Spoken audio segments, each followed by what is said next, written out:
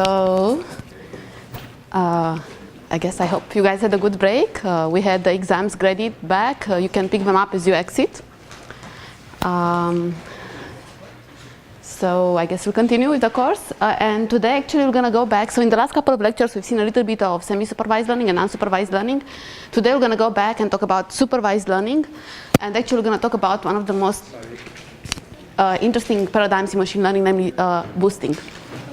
Okay, and what is boosting? Just at a very, very high level, what boosting is. So boosting is a general method for improving the accuracy of any given learning algorithm. And again, at a very, very high level, it works by creating a series of challenge data sets such that even modest performance on this data set can then be used to produce an overall highly accurate predictor.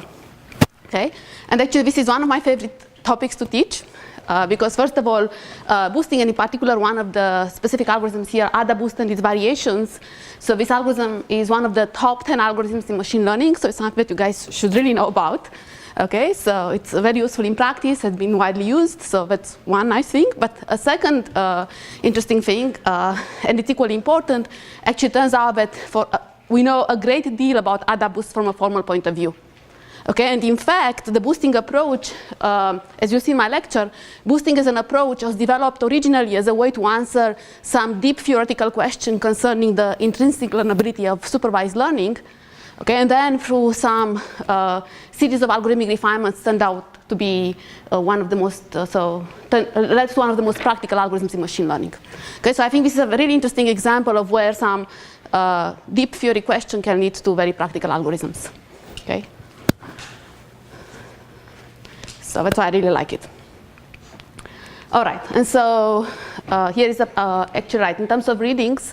So actually, I will post online a link to Rob Shapir's overview on boosting, and also link to one of his surveys, NIPS. I guess maybe it's something like NIPS or 6 survey or tutorial on the topic. Okay, so actually, Rob's tutorials on the topic are widely used by people for developing their slides for lectures, and of course, I did the same.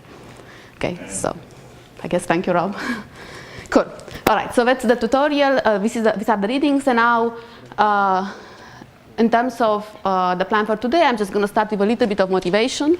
Then I'm going to give a very, very brief history, because it's important to know how things developed, and then I'll just spend most of the lecture on discussing AdaBoost, which is, as I mentioned, super well studied in both theory and practice, successful both from a theoretical and practical point of view. Okay, and so boosting itself works for more than binary classification, but for simplicity for the lecture today, I'm just going to focus on binary classification. But many of these things can be extended to multi-class and so on. Okay. Great. So let me start with a little bit of motivation. Okay. So let's imagine that, just here is an example. So imagine that we are trying to write a computer program to help us decide which email messages are spam and which are important, right? So one of our classic problems, problems that we think about, right? Now, for this type of problem by now, after a midterm and after half of the class, I'm sure that you guys know that you could apply many learning algorithms, right? You could try to use naive Bayes, or you could try to use logistic regression, or I don't know, your favorite algorithm, right? So there are many algorithms we could try to use, right? And so for those algorithms like naive Bayes or logistic regression, what we would do, we would take a large set of emails, a large set of email messages labeled as spam or not, and feed them into those algorithms. And we know that if large is large enough, according to the generalization guarantees we talked about in the course, we'll be guaranteed to output a hypothesis that does well on new examples that come from the same source. Right? So we are guaranteed to output a hypothesis that has good generalization error if the training set was large enough in size. Okay, so we know this by now. Okay, and this is it's really the standard approach, one of the standard approaches in machine learning. Okay. Now, here is a very different approach. So here is the basic idea behind boosting, okay? So say that for this problem, for spam detection problem, for whatever reason, we think it's hard to just at once, in one shot, find a highly accurate prediction rule, right? And let's say that for this problem, it's obvious that, for example, for this problem, it is much easier to come up with simple rules of thumb with weak learners, right? So rules of thumb that are far from being highly accurate, but that are very that are correct reasonably often. We do better than random guessing. Okay, so here is an example for the spam detection problem. So here's an example of such a rule, right? So for example, if the phrase "buy now" appears in the message, then we predict spam. Okay, that's a weak rule, like a rule of thumb, reasonable rule. Here another example is if the phrase "say goodbye to debt" appears in your message, then again predict spam. Okay, so these are very simple rules that we could come up with very easily, right? And obviously, again, they are very far from being accurate, but they do something better than random guessing. Okay, and obviously they are very far from being accurate because, for example, these rules do not tell us anything about messages that do not contain, say, phrases like "buy now" or "say goodbye to debt." Right? So they only apply to a small subset of the emails, but again, they're better than random guessing. Okay, and they're very easy to come up with. Okay, so now this is the key insight behind boosting. So the key insight behind boosting is that in many of the problems, it is often quite easy to come up with simple rules of thumb that are better than random guessing. Okay, and then what boosting does, so when boosting is based on this observation, what boosting is a meta procedure that takes in an algorithm that is able to find weak learners, that is able to find rules of thumb, and then somehow boosting is able to produce a highly accurate rule by calling the weak learner repeatedly on several very cleverly chosen data sets. Okay, so this is boosting at a high level, what boosting does in a nutshell. Okay, so for example, for the spam detection problem, so say that we do have a weak learner algorithm, so we have an algorithm that can generate reasonable rules of thumb. Okay, so for the spam detection problem, what boosting would do, for example, we could first call this algorithm on the whole subset of the emails that we have available, and then we would get a weak rule, like H1, like the one that I had on the previous slide, if the phrase "say goodbye to your debt" appears in the message when we predict spam. Yeah, so we could first get a weak rule H1, and then we would use this weak rule H1 to then somehow come up with a second subset of email messages that we then fit into the weak learning algorithm, which will then give us a second rule of thumb H2, and so on. We repeat this a number of times, right? And then at the end, so we'll get a number of weak rules, and then at the end, we would combine these weak rules into a hypothesis that hopefully will be much more accurate. Okay, so that's the boosting approach, basically. Takes in at a high level, takes in an algorithm that is able to produce simple rules that are better than random guessing, and then what a boosting would do, boosting would then produce a series of cleverly chosen subsets or distribution over the examples, and then would call the weak learning algorithm on those series of cleverly chosen subsets to produce a series of weak learning, weak hypotheses, which then in the end would combine in a way that hopefully leads to a highly accurate hypothesis. Yes? What do you mean by meta procedure? What is meta procedure? Okay, so I'll come back to this later in the course. It's like, you'll see, we can use any weak learning algorithm. Okay, so it's more than a specific algorithm. Okay, so maybe you should, we will talk about this a bit later. I mean, I call it meta procedure just because, it's just a terminology issue, just because it's very general. You give me your favorite weak learning algorithm, I can just turn it into, you'll see in a second, into something very highly accurate. Yeah, that's what I mean. It's just, I'm trying to emphasize that it's very general, basically. Good. All right. And so that's boosting. And now, okay, of course, in order, so again, while still staying at a high level, we'll become more concrete soon, but still staying at a high level, for this approach to even have any chance to work, we need to be able to answer two very important questions. Okay, and question number one is how to choose this set of examples to give to the weak learning algorithm in each round, right? How to choose the challenge data sets to feed into the weak learning algorithm. That's question number one. And question number two is how to combine, so okay, once you get this weak learning, once you get these weak rules, how to combine them in a way that will lead to a more accurate rule, to a high accuracy rule. Okay, and these are the two key questions to keep in mind as we go through the lecture. And again, this is very, very high level without going into any precise details. Let me just mention that typically what we do when we do boosting for the first question, which is how to choose which examples to feed to the weak learning algorithm for the next round. For the first question, typically what we do, we somehow concentrate on the hard examples. We concentrate on the examples that the previous rules got wrongly. It's very natural, right? To focus our attention on what we don't know yet, okay?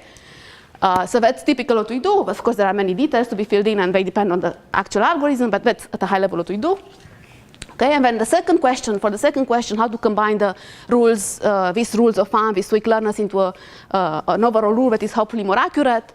Again, here, the typical way to do it, and this is supernatural, is just to somehow let them vote, to take a majority vote, potentially weighted majority vote. So very natural, and this turns out to work well. Okay, in most cases. All right, so that's a very high-level introduction of what boosting is. I think it's something really cool. Okay, now I want to go a little bit through the history, and then, as I mentioned, I'll spend most of my lecture on AdaBoost. Yes? One more question. So we know the rules of thumb, right? There is a defined set of rules of thumb. There is a class of rules of thumbs, and this will become very concrete soon. Yeah? So these are all great questions. Of course, feel free to ask any questions. Right now, I just wanted to give a very high-level picture, and we'll be very, very concrete soon. We're going to have a class of rules of thumbs, like decision thumbs, so simple rules that depend only on one variable. Okay, or maybe naive Bayes, which is, I mean, it's a good learning algorithm, but the independence given the label assumption is not always satisfied, so it's a strong assumption. Maybe we can boost it somehow. Okay? Right, we do know the class of weak rules. Okay, great. So, all right. So I just went for the high-level picture of what boosting is. Now let me tell you a tiny bit about the history. Without going, I'm only going to spend 5 minutes here, but I think it's kind of cool to know how this whole approach came into machine learning.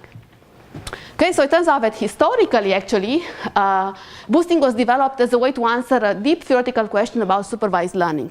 Okay, and in particular, in '88, so late '80s, Michael Kearns and Les Valiant, some of the stars of the field. So basically, they introduced the notion of weak learning, so the formal notion of weak learning, which I have it precise in the next slide, but informally what it just means an algorithm will be a weak learner if somehow consistently on any type of distributions or any type of data sets we feed into that algorithm, our algorithm is able to find a rule that is better than random guessing. Okay? So Michael Kearns and Les Valiant defined this notion of weak learning, just doing a little bit better than random guessing. Okay, and then they posed a very interesting open question: whether does there exist a boosting algorithm? So does there exist an algorithm that somehow is able to take a weak learning procedure and turn it into a strong pack learning procedure, into a procedure that is able to produce hypotheses that are arbitrarily accurate, have arbitrarily high accuracy? Okay, so. Right, in this context, basically, when a boosting algorithm will be exactly an algorithm that this what they call boosting is exactly an algorithm that takes in a weak learning procedure and somehow turns it into a procedure that is able to achieve arbitrarily high accuracy. Okay, so that's informally and a little bit more formally.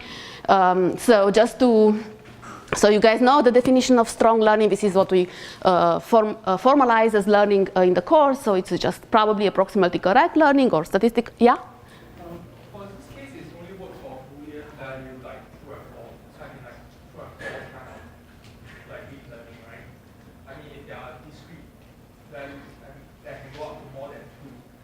Yeah, it still works. So there are extensions. So for the class today, I'm mostly going to focus on binary classification. I'm going to assume that my weak learners produce output either -1, which means negative, or +1, which means positive. But there are extensions of the boosting algorithms that can handle even like weak learners that have confidence, like maybe it's a real value. They output a real value number, but maybe even means a confidence. Or maybe they output something like, even weak learner for multi-class classification. Like if every class, they could output 1, 2, 3, and so on. Okay, but for simplicity for the class today, I'm going to focus on binary classification. But there are extensions. As you'll see in a second, there has been an explosion of work on this topic in machine learning. So people have studied all possible variations you could think about. Okay, but to be clean, I'm just going to focus on binary classification today. Right, and actually, my slide here, that's actually an excellent question. Actually, this specific slide and the specific open question was introduced in the context of binary classification. Okay, so that's a good point. What is your name? Botia? Yeah, okay, cool. I'll definitely remember you. That's the important part. Okay, great. So, Right, so, okay, so going back, what is like, so just to spend a minute on what the question was, the formal question that Les Valiant and Michael Kearns asked was, okay, so throughout the course, we've been talking about strong learning or PAC learning, probably approximately correct learning, which just means that, so we say that an algorithm A learns a hypothesis class H in the probably approximately correct model, if for any fixed but unknown distribution over the instance space, for any fixed but unknown target function C star, for any accuracy parameter epsilon, and for any confidence parameter delta, our algorithm is able to take a polynomial size sample from the underlying distribution, and with high probability at least or minus delta, output a prediction rule whose error rate is at most epsilon. Okay, or in other words, just rephrasing what's here on the slide, our algorithm is able to take a polynomial size sample and produce a hypothesis function H that has error at least epsilon with probability at most delta. Okay, so this is a notion of learning we've been talking throughout the course, right? Which this is the formal definition, but informally just means we are able to get we are able to get accuracy that is arbitrarily small, is for any epsilon, and we are able to do so with very high probability, at least or minus delta. Okay, so this is the notion of strong learning we've been talking about. Now, what Michael Kearns and Les Valiant introduced is the notion of weak learning, and which roughly just means rather than forcing the algorithm to be able to output arbitrarily accurate hypotheses, all we want is that our algorithm is able to do better than random guessing by a constant gap gamma. Okay, so here what would be like, do you guys see why I can easily achieve error half?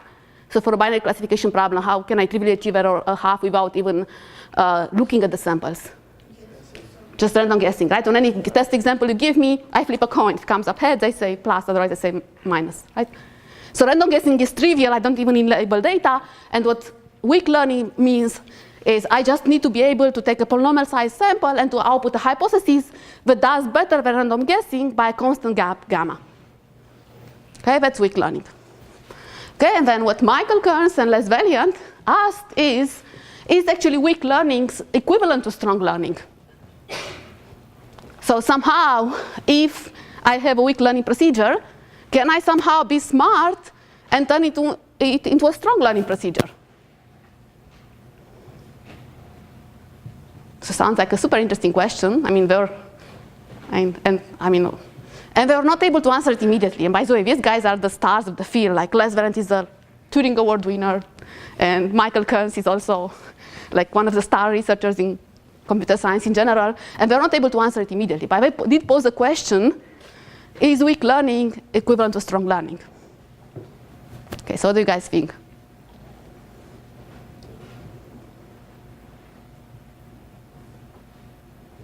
Well, I guess I already kind of mentioned it in my description. So what do you think? I think it's highly non-obvious, okay? So surprisingly, actually, it turns out that yes. It turns out that weak learning is equivalent to strong learning, right? And in particular, actually a year later, Rob Shapiro, which is again one of the star researchers in this field, so Rob provided a polynomial time boosting algorithm that was able to take a weak learning procedure and turn it into an into a strong learning procedure, into a procedure that outputs arbitrarily accurate hypothesis functions. Okay, and I'm not going to go through the construction of his original construction today because it's a little bit impractical. I'm going to focus on a much more practical algorithm that came out of a line of work. But I want to spend a minute describing a little bit his big insights. Okay, so he was able to come up with this boosting procedure that we take in a weak learning algorithm and turn it into a strong learning algorithm. And the key insight that he had is that sure, a weak learning algorithm is only required to output a hypothesis that does better than random guessing. If I go back to my definition, I only want to do better than random guessing by a constant gap gamma. But the key point is that this weak learning algorithm is required to do so no matter what is the distribution that I put over the training samples. Okay, so it's crucial that I require this is for any distribution. So no matter what distribution I put over the training sample, my algorithm is able to do something better than random guessing. Okay, so this turns out it will give us a lot of power. Okay, and this was his big insight. Like if the distribution here was fixed, then there is no way to get this result, right? But we are required a weak learner to do well, to do better than random guessing, no matter what distribution I put over the training samples, no matter what data set I feed into that weak learning algorithm. Okay, and now using this insight, then Rob was able to show a polynomial time procedure that would take a weak learning algorithm and turn it into a strong learning algorithm. Okay, and again, I'm not going to go through details. I just want to tell you at a very high level what he did there. So what he did, he first noticed that, he first noticed somehow that if you give me a weak learning algorithm whose error rate is, say, beta, he's guaranteed to output something of error beta, which is smaller than a half minus gamma, so it's better than random guessing by a gap gamma, right? So if you give me a weak learning algorithm that is able to achieve error beta on any data set I feed into that algorithm, then he was able to to kind of boost it a little bit. He was able to then somehow he called that weak learning algorithm on 3 carefully chosen distributions, and then he was able to boost its error rate, to boost its accuracy by a little bit. So while before, so somehow he was able to turn it into a procedure that then achieves error rate at most 3 beta squared minus 2 beta cubed, which is, if you go through the math, it will be a little bit better by a constant factor than the original error rate that you started with. Okay, so then he was able to take this weak learning procedure, feed it into 3 carefully chosen distributions, and then come up with an algorithm who's guaranteed to have error rate smaller than by a constant gap and the error rate of the weak learning algorithm we started with. So basically, he got a modest booster originally. Okay, so he noticed that he can boost a little bit the accuracy. Yes. So can you boost the strong learner to make it stronger? Yeah, so, okay, so then can you boost a strong learner to make it stronger? Strong learner is already, by definition, as strong as you could hope to be. Because in the definition we require, right, for the strong learning, we require the algorithm to work for any accuracy parameter epsilon. So if epsilon has to work no matter how, I mean, as epsilon goes to 0, I still need to be able to output a hypothesis of most epsilon. Work with higher delta epsilon, right? Say it again? I'm able to make it work with a higher probability for the same epsilon, right? Yeah, but by definition, strong learning has to work for any epsilon and for any delta. Otherwise, it wouldn't be a strong learner. Okay? I mean, you can ask, can I get one but with better sample complexity, or can I get one with better running time? Yeah, you can ask variations. But by definition, if you are happy with polynomial sample size and polynomial running time, you cannot boost them anymore. Okay, so let me actually just go back and quickly mention at a high level what Rob Shapir did, how he answered in a very interesting way this open question of whether weak learning is equivalent to strong learning. So first of all, what he did, and by the way, if you are curious about the details, I'm very happy to present these details to you offline. You know, I teach this in my machine learning theory course. I'm not doing it today because it's, I want to focus on the more practical algorithms. Okay, but again, right, so what Rob did, he first noticed if you give me a weak learning procedure, I can obtain a modest booster. I can boost a little bit its accuracy. Okay, now once I have this, right, if you're a computer scientist, how would you proceed? So if I'm able to boost a little bit, how can I boost it arbitrarily to high accuracy? I think that if you're a computer science major, you should be able to immediately think about an answer. Call that modest booster recursively, right? We all love recursion in computer science, right? So if I'm able to achieve a modest booster, then immediately, and this is what Rob did, of course there are lots of technical details, but intuitively if you are able to obtain a modest booster, then I'm going to call that modest booster recursively and turn it into an algorithm that has arbitrarily high accuracy. Okay, and this is exactly what he did. Okay, and he proved in positive this open question of Les Valent and Michael Kearns, showing that weak learning is equivalent to strong learning. Okay, and the underlying construction was very cool conceptually, very interesting technically, but it was not very practical. Because if we go for the details, the algorithms had polynomial time, it was a polynomial time algorithm, and it had polynomial sample size at the end of the day, but the polynomials are very large and a little bit wasteful somehow. Okay? But nonetheless, it was so interesting that immediately after generated an explosion of subsequent work, right? So many researchers were just very curious to understand this concept because it was very different from what people were doing before, right? It was basically a shift in paradigm, right? So all we want to do right now is to somehow have algorithms that produce some rules of thumbs, and then we can use boosting to then boost their accuracy. Okay, and there was a lot of subsequent work. Actually, there was a period of time, like in the late 90s, when boosting was a major topic in machine learning conferences. So, you know, like applied and theoretical machine learning conferences, everyone wanted to understand boosting. And I just have some references on the slide here. Actually, this is a slide stolen from Rob Shapir.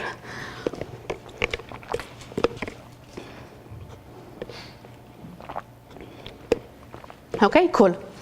And so there is a lot of subsequent work. Basically for today, I wanted to pick one of the simplest to describe algorithms, but also powerful and widely used algorithms. So namely AdaBoost. Okay? And so actually the algorithm was introduced by Rob Shapir himself and you have front. And it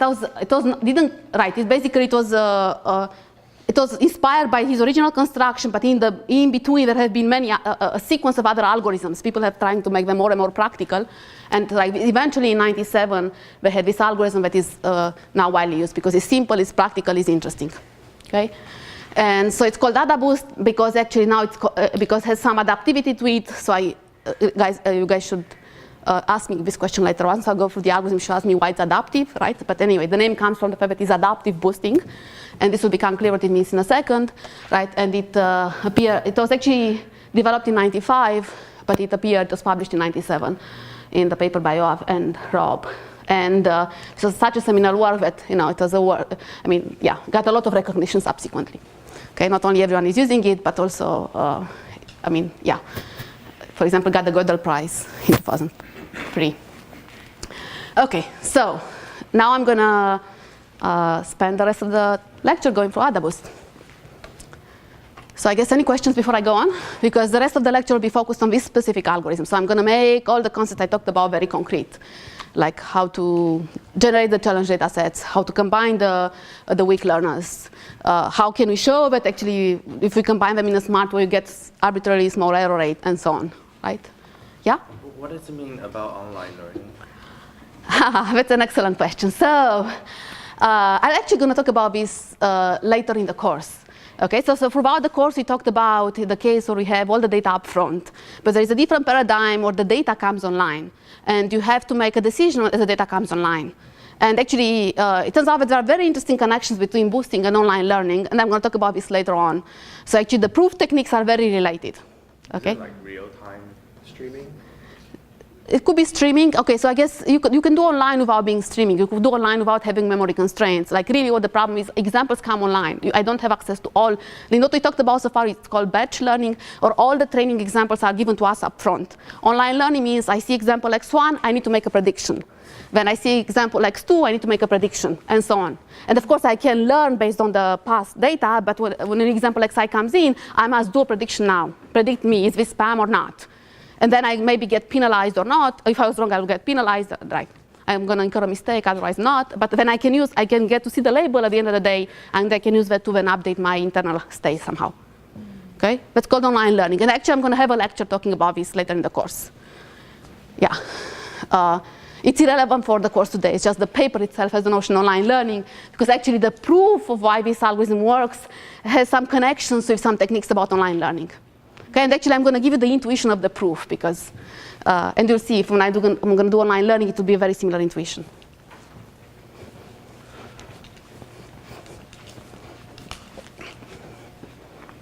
Great, any more questions? Yeah? So why are we want to train a weak learner and then turn it into a strong learner? Why don't we just directly treat like strong learner? What's the motivation? Yeah, so it's a good question. What's the motivation? First of all, it's very interesting conceptually, right? I mean, it could be, so right, it could be faster.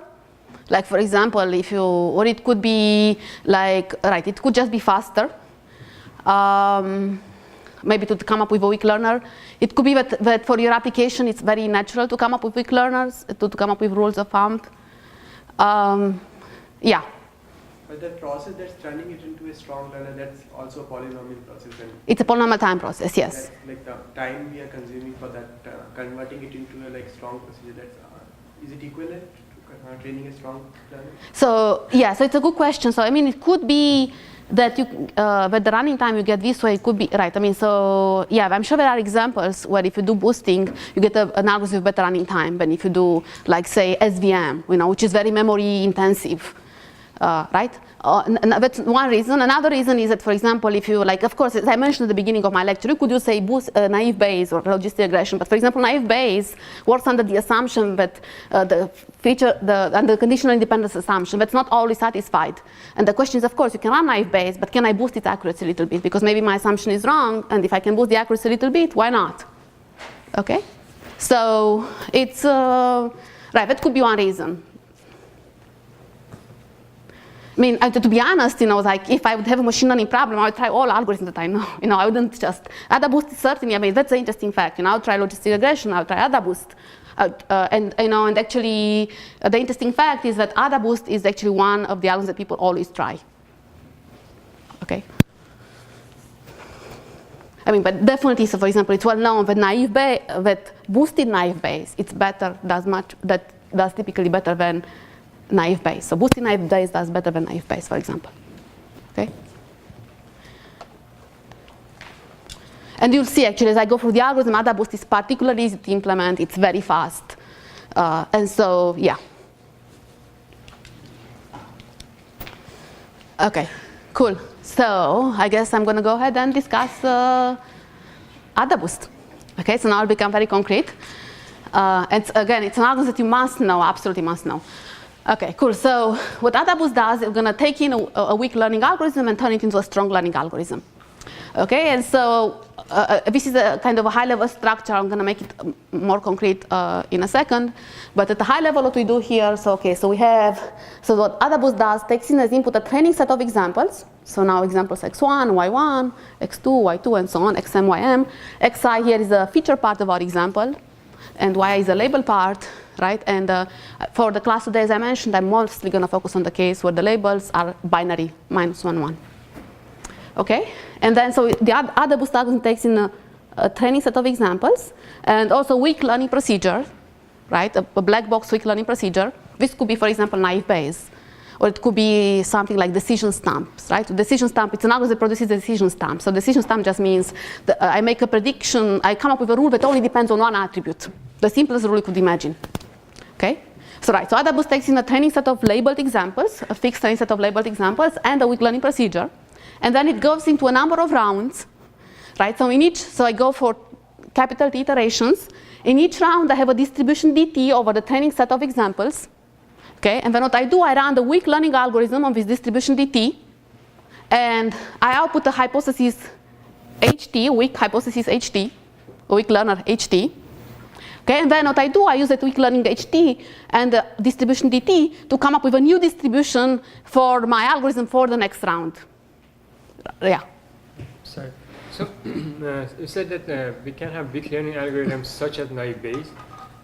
Is this weak learning a characteristic of the algorithm, or it depends on the situation? I mean, all the naive Bayes are weak learners? Not really. So, but okay. So you can, of course, you can use naive Bayes here. Procedurally, you can just use naive Bayes. Now, I will guarantee to get. I'm going to put down in a second the kind of the guarantee for AdaBoost. Okay, so let me just jump ahead for a second. So when I'm going to put down the guarantee for AdaBoost, that will be a guarantee that will hold only if it did happen when my weak learner was truly a weak learner. Now, of course, you can always run the algorithm, hoping that naive Bayes or hoping that decision stamps are weak learners. But you are guaranteed formally to get something great if it was truly a weak learner. Right, so it's no guarantee. Naive Bayes is not always guaranteed to be a weak learner. Okay, so that's actually one. It has, it's actually one interesting point, very interesting point. So typically people want to ignore that because that, it makes the story a little bit less fascinating. But the truth is that we don't really know. There are some cases like if the underlying distribution is uniform or log concave and we're trying to learn linear separators, we know exactly that there are weak learners. But in general, it's hard to say what is really formally a weak learning algorithm or not. But anyway, it's still very interesting because you can give a guarantee if it happens to have a weak learner, and then actually the corresponding algorithm developed are really well in practice.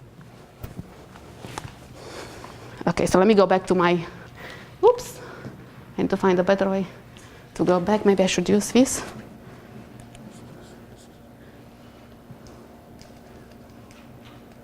So you guys ask the smartest questions.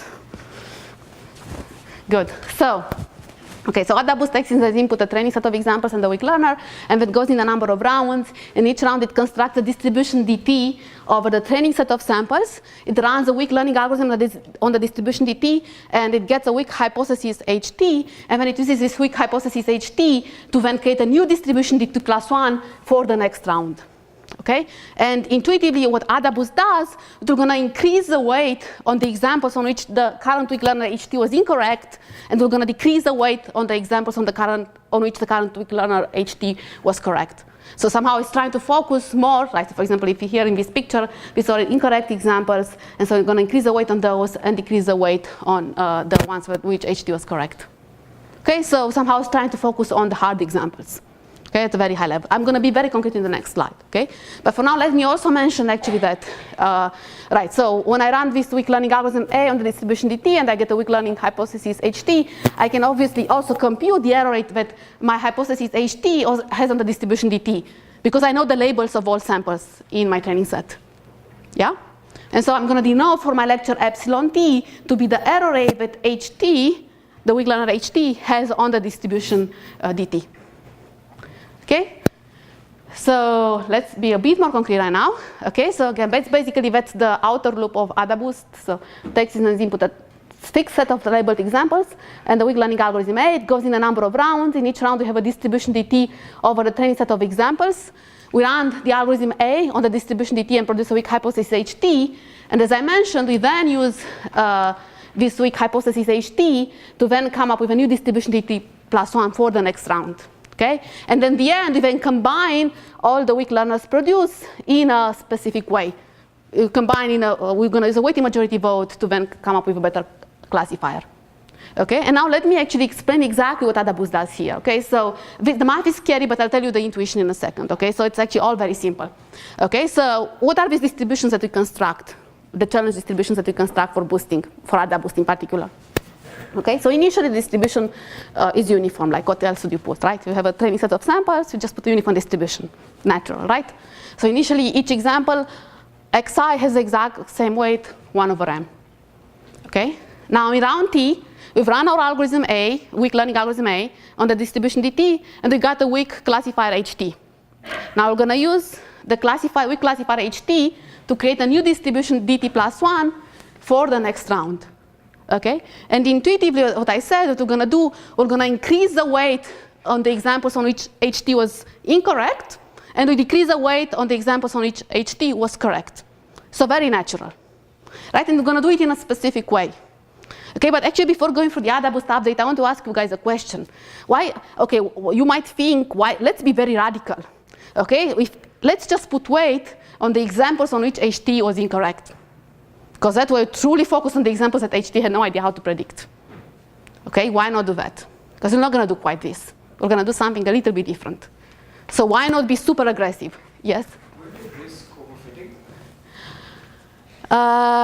Okay, overfitting.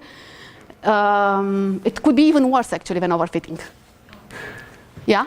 It won't be able to do anything because if it's doing incorrectly classifying them, so giving those examples won't help to do anything. Right. Well, if HT, so let's assume that HT has incorrectly classified some examples, right?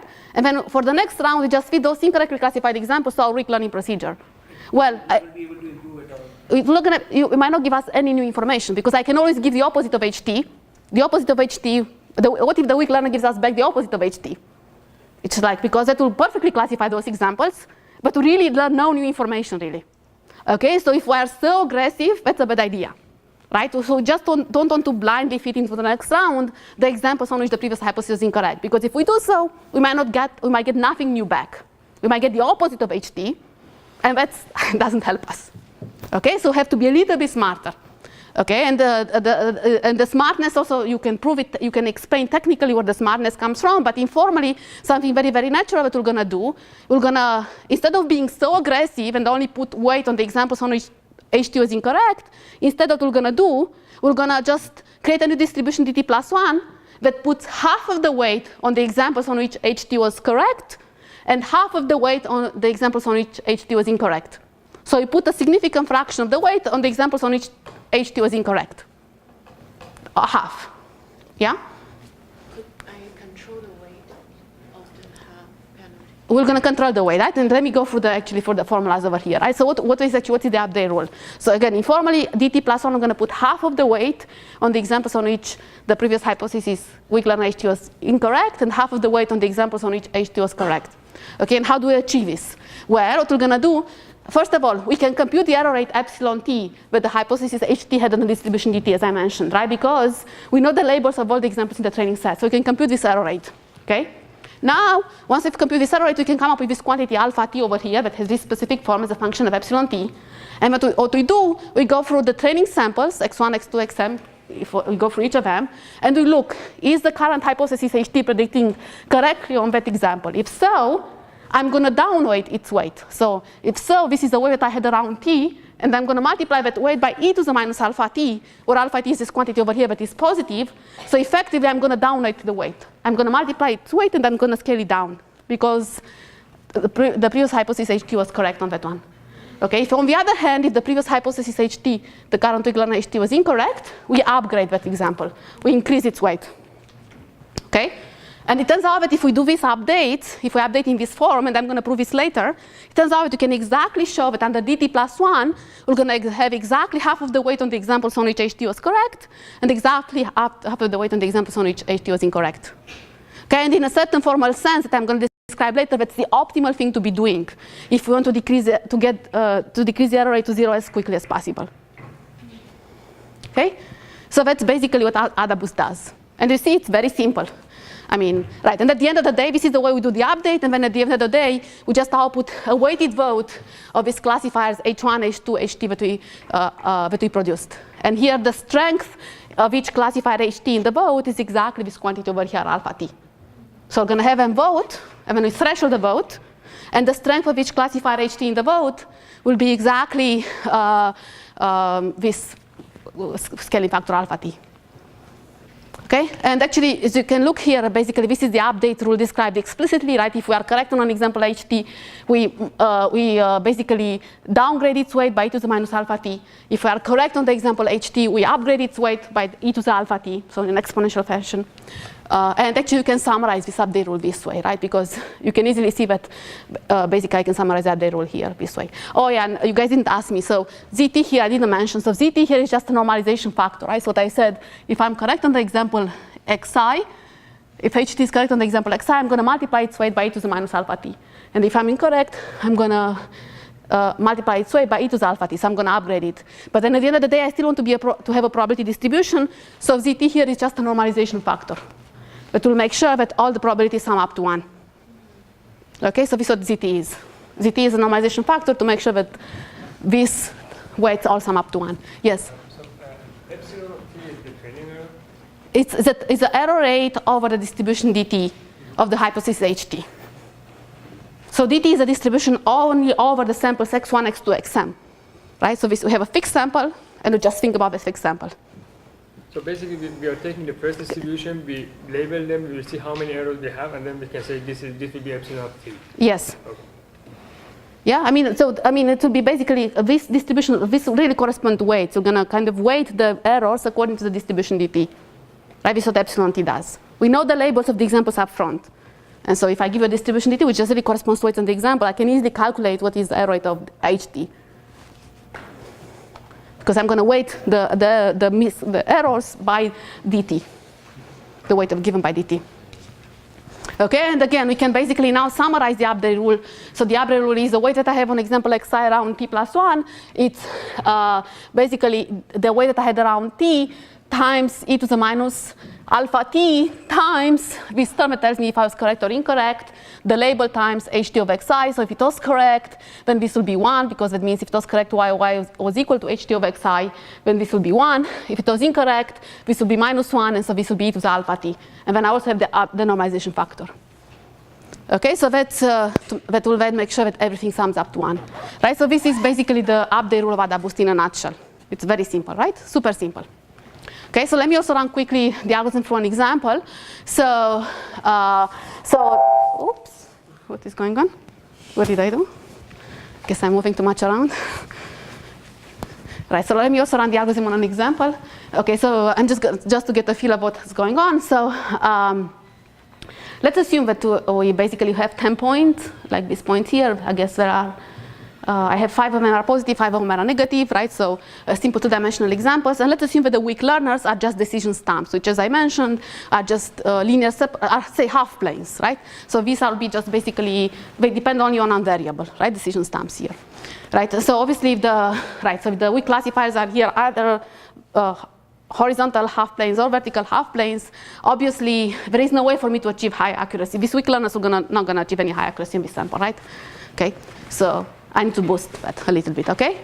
So let's assume that this is the original distribution, so it's uniform over these samples, right? Because this is what I said we do for AdaBoost originally, we put the uniform distribution over the samples.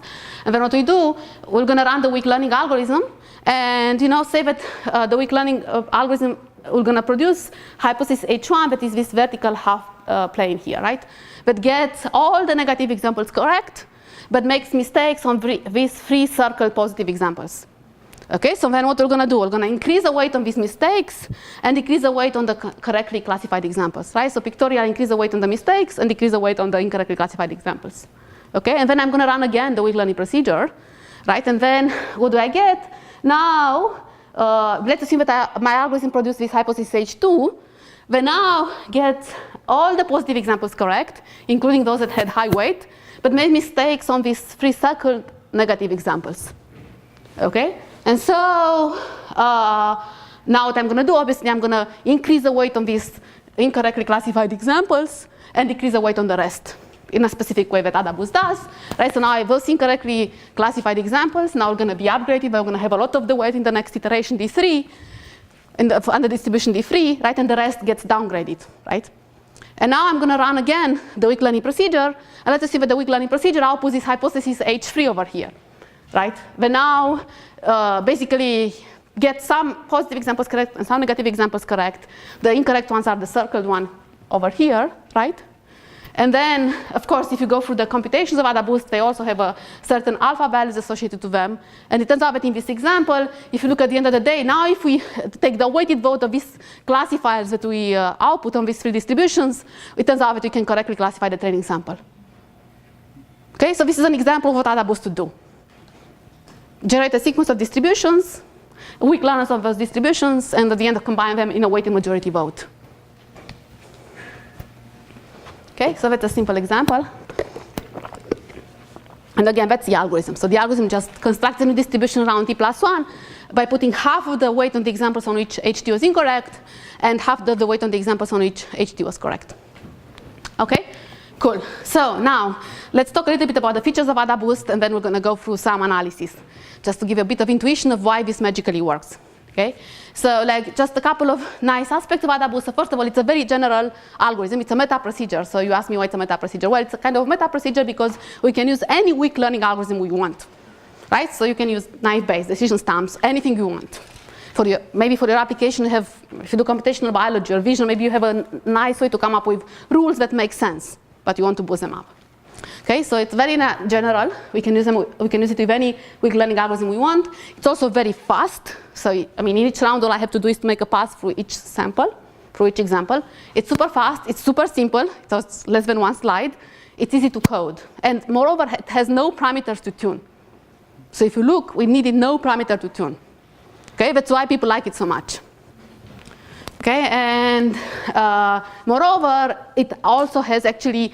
We understand about it a great deal from a theoretical point of view. So we know a lot about its behavior, which is really nice because this is not the case for other machine learning algorithms like EM. We know very little about. Right? But about AdaBoost, kind of know a lot, and we know when we expect it to work well or not, and why. Okay, and if I have time, I'm going to mention, it turns out that actually it's also relevant for other more modern settings like distributed learning. So it turns out that it's so clever that it can be used in other modern contexts. Okay, cool. So now let me, I want to spend the next 10 minutes or so and present the basic result about AdaBoost. So the basic formal result about AdaBoost, which is that AdaBoost decreases the error exponentially fast. So this is informally speaking. So what AdaBoost we're going to be able to do, we're going to be able to decrease the error exponentially fast. Okay, so let me go more slowly for this. So that's the basic result about AdaBoost that everyone likes to teach. So I'm going to do the same because it's also nice and intuitive. And it has connections to online learning, somebody asked me. Okay, so good. So let's assume that, so we already know that epsilon t is by definition, we defined it to be the error rate, that my hypothesis ht, weak learner ht that I get around t has over distribution dt, right? So let's assume that epsilon t is the error rate that ht has a distribution dt. Now here is a claim that we can prove. We can prove that the error rate of the final classifier with AdaBoost outputs, which is just the weighted majority vote of those weak learners, we can prove that is upper bounded by e to the minus 2 sum over t of gamma t squared. Right? Gamma t is again the edge of a random guessing that hypothesis ht has over dt. Okay, so now just to simplify this a little bit, so for example, if we know that all the gamma t's, if this edge of a random guessing for all t is greater than a fixed constant gamma, then I can further simplify this expression. I can get that the error rate of the final classifier with AdaBoost outputs is upper bounded by e to the minus 2 gamma squared times t. So that's exponentially fast decreasing. So it's decreasing exponentially fast. Right? And what do I mean by this? For example, if I want to get this error rate to be at most epsilon, like if I set this to be epsilon, right? If I set this e to the minus 2 gamma squared t to be epsilon, right? Then how many rounds do I need to run it? Well, you can solve for that inequality, and you get that you need to run only 1 over gamma squared times log 1 over epsilon rounds, right? Because if I set e to the minus 2 gamma squared t to be epsilon, I take logs, and then I get that t has to be order of 1 over gamma squared log 1 over epsilon.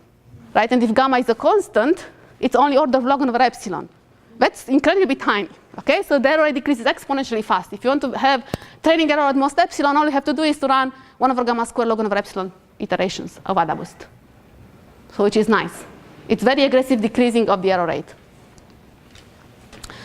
Okay, and while I have this result here on the slide, I want to mention also that I said at the beginning that the name of AdaBoost comes from the fact that AdaBoost is adaptive. It's an adaptive boosting algorithm. So the previous boosting procedures, in particular the Raub-Shapir original boosting procedure, needed to know gamma in advance, needed to know the edge of a random guessing in advance to even be able to run the algorithm.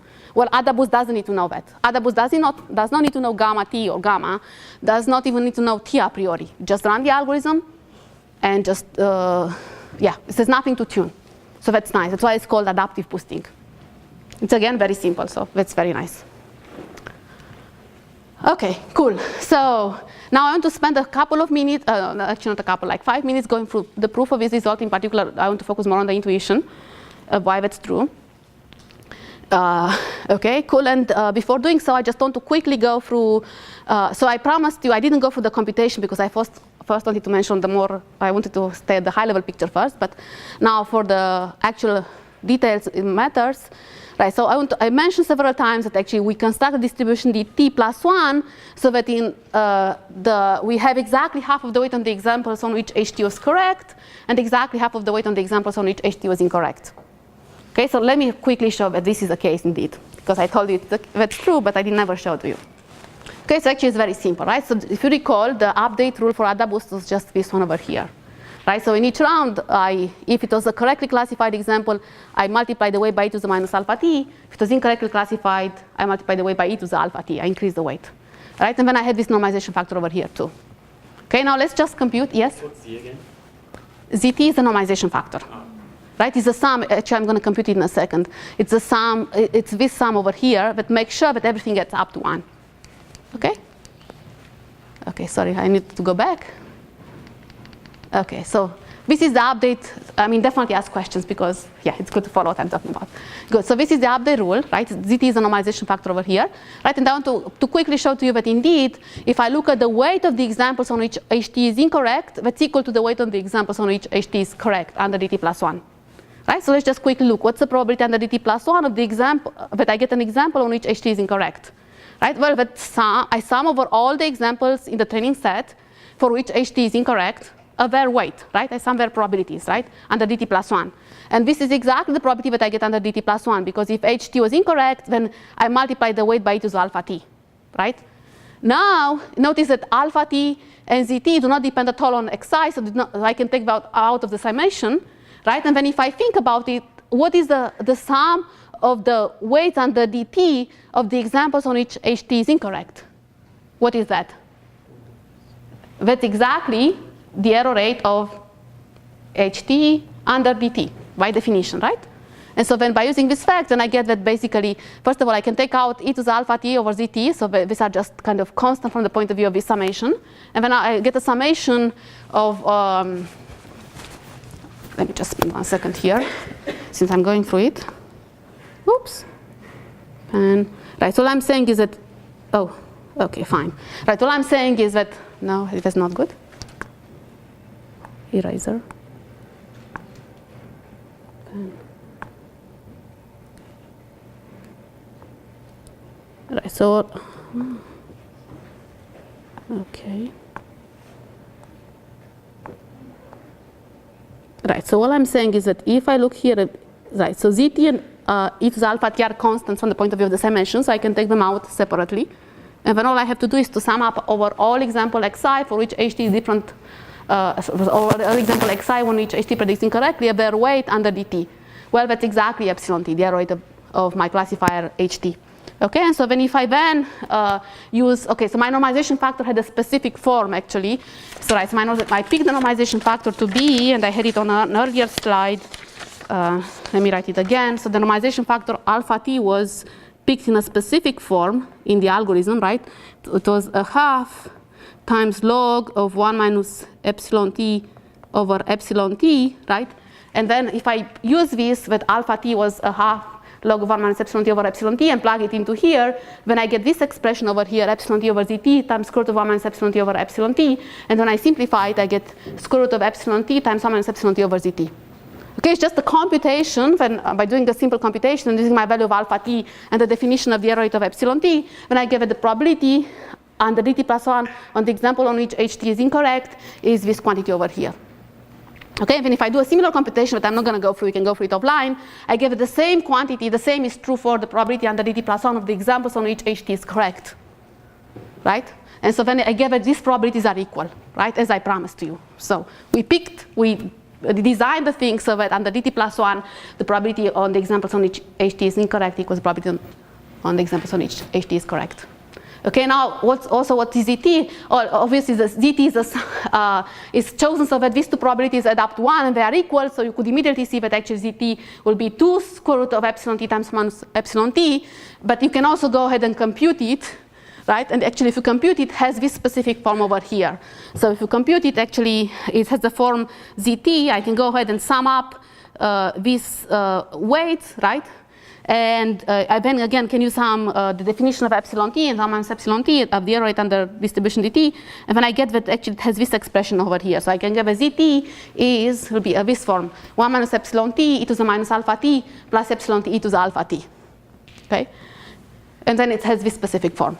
Okay, now why is this actually, I mentioned this because it turns out actually, as you'll see in a minute in the proof, why it's interesting because actually, as you'll see in a second, zt was chosen so this is as small as possible. So we choose alpha t so that zt is as small as possible. And this will magically make everything go through. Okay, because you might ask why this choice of alpha t, is there a better choice of alpha t? Why do I construct the distribution dt plus 1 in that way? There is a formal reason for which you do so. Okay, and I'll come back to that.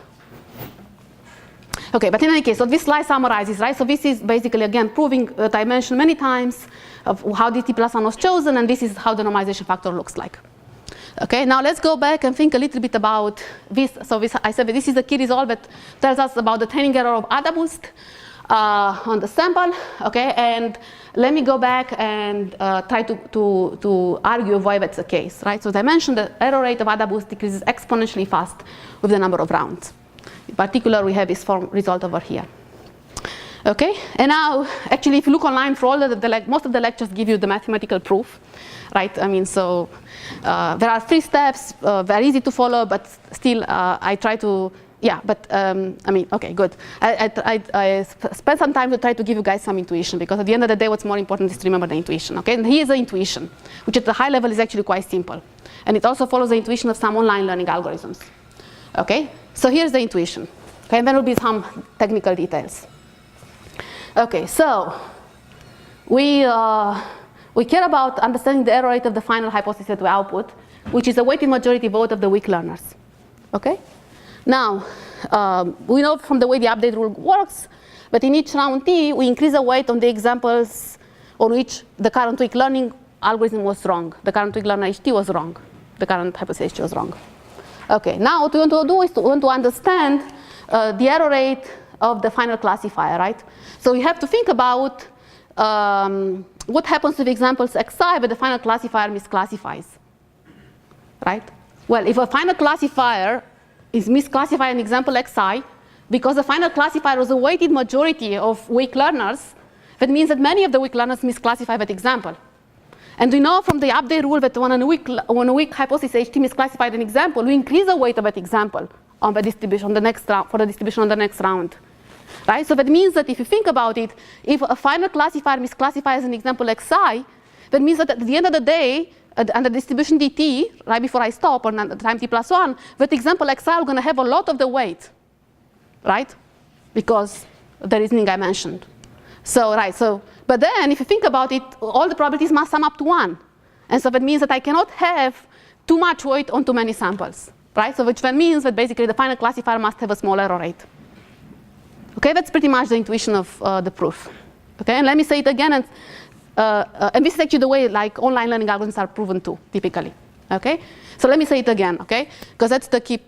I mean, then I'm going to go for some more details, but really that's a key insight that I want you guys to remember. Okay, so why is this happening? Why is it that the final classifier has a small error rate? Well, first of all, by definition, in each round we increase the weight on the examples on which HT was incorrect, right? Now, if an example xi is misclassified by the final classifier, which is a weighted majority vote of the weak learners, that means that that example xi is incorrectly classified by many of those, by the majority of those. But because it's incorrectly classified by the majority of those, it means that its weight has been upgraded many, many times. And so that means that at the end of the day, that example has a lot of weight. Okay? But we know because of all these probabilities sum up to 1, we cannot have too many examples that have a lot of weight. That's pretty much the proof. Okay? And now there are obviously some technical details. What do you mean by the weight of the example xi is large? You can formally go and show that if an example xi is misclassified, has a certain lower bound on the weight, which then implies a certain, that depends on the product of normalization factors, which then in turn imply that the number of misclassified examples is upper bounded by this fact over here, which is this quantity over here, which is m, the number of training samples times the product of normalization factors. And it turns out that we arrange things so that the product of normalization factors goes to 0 as quickly as possible. Okay, this is why this is how the update rule was constructed. Okay, and if we do so, we kind of get the fastest decrease we can in the error rate. Yeah. Does that mean the outlier will affect much on this? So that's an excellent question. So I'm trying to be super positive and to focus mostly on the positives because we need to remember the positives. Okay, but actually there are also negatives of ADA boost, and we should talk more about at the end of the course. In particular, ADA boost is not very robust to noise. Okay, so actually boosting is a wonderful concept, but and ADA boost is super nice and everyone loves it, but it has some problems. It's not tolerant to noise. In particular, because what if if you have noisy examples and they have just strong labels, right? And what if the distribution T puts all the weight on those, and there is no way to make progress? Okay, so ADA boost is not sensitive to noise, but there are variations of boosting and ADA boost that can solve that problem. In particular, there is something called smooth boosting, where you always make sure that the distribution is not too far from being uniform. And then the convergence rate, so you don't have this exponential decrease in the error rate, you don't go so quickly to 0, but you are much less robust, much less sensitive to noise. So you are much more robust to noise. Okay, so that's an excellent point. ADA boost in itself is sensitive to noise. Actually, it's even sensitive to random classification noise, the simplest type of noise you can think about, where you flip the label of each example independent of the same probability. Yeah? Okay, but going back to the positives, yeah, so, right, so especially in noise-free scenarios or close to noise-free scenarios, ADA boost behaves wonderfully. It has, in particular, the error rate of, its error rate decreases exponentially fast according to the reasoning I mentioned, okay, at the high level. Okay, and since I do have time, okay, so this is the high-level intuition. Now I also want to go through to spend 5 minutes on the more formal proof, which is what everyone does when they teach machine learning, okay? So what is the more formal proof? So basically, the more formal proof is that if you go ahead, so actually it's quite simple. It's less intuitive, but it's still quite simple. So it has 3 steps. So step number 1 is to come up with a formula for the weight that an example xi will have on the distribution dt plus 1. Now, of course, we never use distribution dt plus 1, but we can still define it, right? We can still conceptually define it. right? So you can just basically use the basic definition about how the updates happen, and then you can show that the way that the example xi has under distribution dt plus 1 has a certain specific form. Then we're going to use, I'm going to go for this in a second. Then we're going to just use this fact to then come up with an upper bound on the error rate of the final classifier of output as a function of the product of the normalization factors. Okay, and then we're going to argue that we've chosen the normalization factor so that this product goes to 0 as fast as possible. Okay, this is also the formal proof. Okay, and just let's very briefly go through it. So basically, as I mentioned, if we, right, so we can show that on the example xi, the way that the example xi is around t plus 1 is 1 over m e to the minus, this is this quantity over here, which is e to the minus yi f of xi, all over the product of the normalization factors. What is f of xi is just the unthresholded weighted vote of the weak learners we've generated, with classifiers we've generated, right? And this is actually very simple to prove. We just use the fact that we just use the recurrence, right? We just use, for example, that dt plus 1 of I is related to dt of I in this specific form. And so we start at time t plus 1. We unroll it once, right? So now we get the weight and time t plus 1 is a function of how well ht did under the distribution dt times the weight under distribution dt. We unroll it once more time. Right now it depends on how ht did under distribution dt, how ht minus 1 did under distribution dt minus 1, and the weight under distribution t minus 1, and we keep unrolling it until we eventually get the weight under of xi under time t plus 1 is a function of how ht did under dt, how ht minus 1 did under t minus 1, and so on, how h1 did under d1, and the weight at the round 1. Okay, and then now we just use properties of that e to the a times e to the b, it is e to the a plus b, and just use the fact that this function of xi is basically the unthresholded weighted vote of the ht's. Okay, and we immediately get the desired result. Okay, but I promise. So that's step 1. Okay, and it's actually the math is not hard to follow. Okay, now step 2, as I mentioned, then now we can use this fact, we can use this formula over here to then come up with an upper bound on the empirical error rate of the final classifier that we output. And here it's again just a simple manipulation, so it's very simple. All you're going to do, you look at the error rate of the final classifier that you output, is just the fraction of mistakes. Now I can, obviously, if I make a mistake, that means that basically this I had, because h final of x is a thresholded, this is given by the thresholded weighted vote of these weak learners, right? When I make a mistake only if, on example xi, if yif of xi is smaller than or equal to 0. But if that happens, then we just use the fact, basically, if yif of xi is smaller than or equal to 0, then this quantity e to the minus yif of xi is greater than or equal to 1, right? So just we can go from this step to this step by just, or another way to say it pictorially, we have the 0 on loss, which is if we make a mistake here, so the 0 on loss is upper bounded by the exponential loss, okay? So you can just show this fact.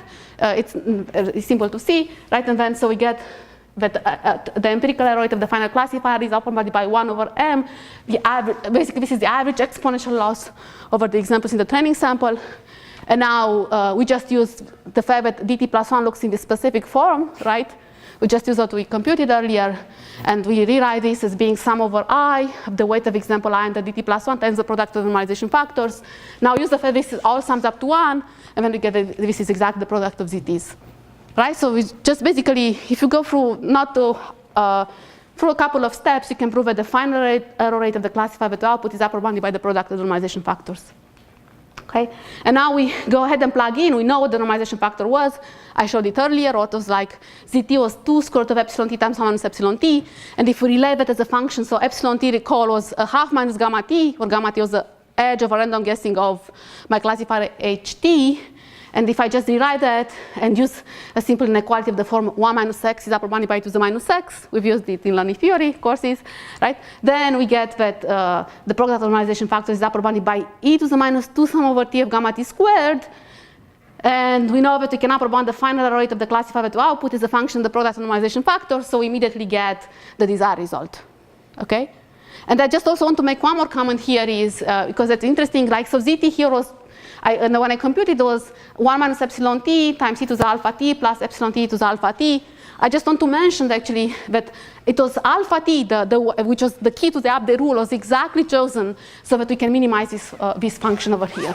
Alpha t was exactly chosen so that we can make zt as small as possible and to make as much progress as possible in driving the error rate to 0, the empirical error rate to 0. Okay, so there are some reasons of how we choose alpha t. Okay. Okay, so this was a lot of math, but everyone teaches it that way. Just in any case, from my point of view, if you guys remember the intuition, I'd be super happy. So if you just remember the intuition slide, I'd be very happy. Okay, because the intuition actually is much simpler.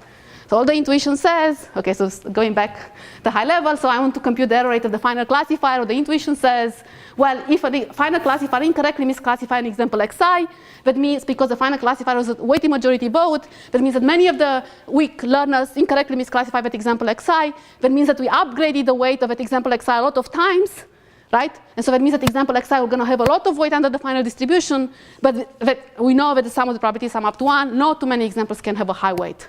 Okay, which then immediately implies that the final classifier is going to have a small error rate. Okay, so that's the intuition. If you guys remember that, I'm very happy. Okay, but I wanted to show you also the proof because everyone shows it, the mathematical proof. Yeah. Is it always the case that for an incorrectly classified example, because we update it many times, it always ends up with a large weight? Because I kind of think of the instance where in every alternate round, for every alternate t, it's correctly classified and then it's incorrectly classified and so on. In that case, we'll increase the weight on it in round 1, and the next step we won't increase the weight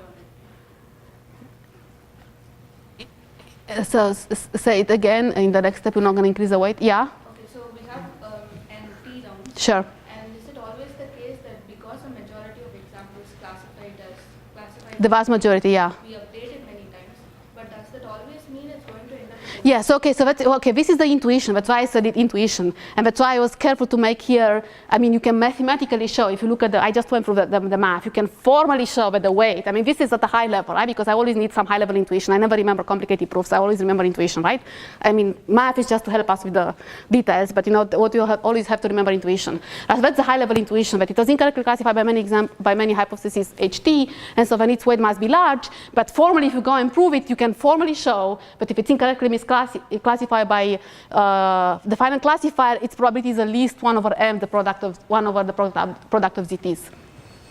Okay, so you can formally show that that happens. You can come up with a concrete lower bound on the weight of that example, if you just go through the math that I went through. Okay.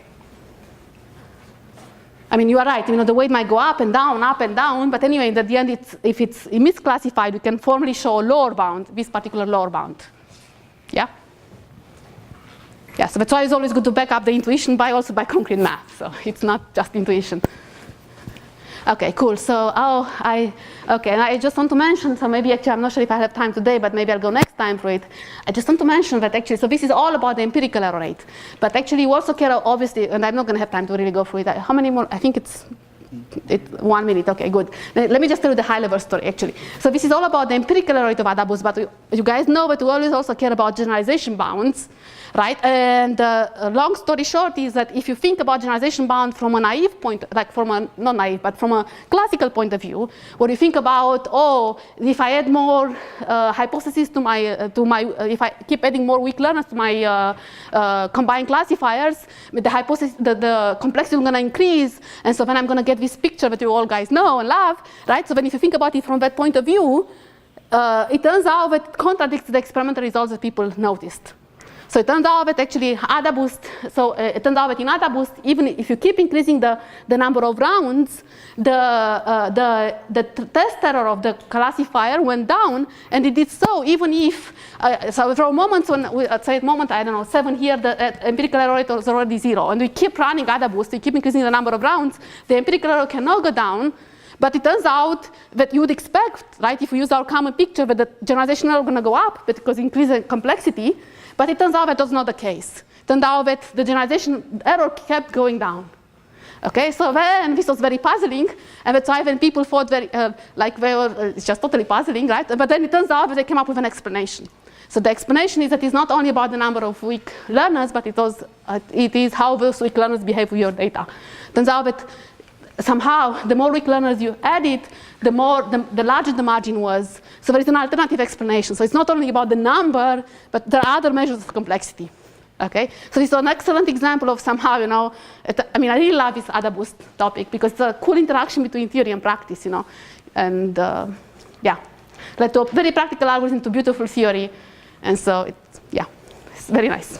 So I'm gonna start from there next time.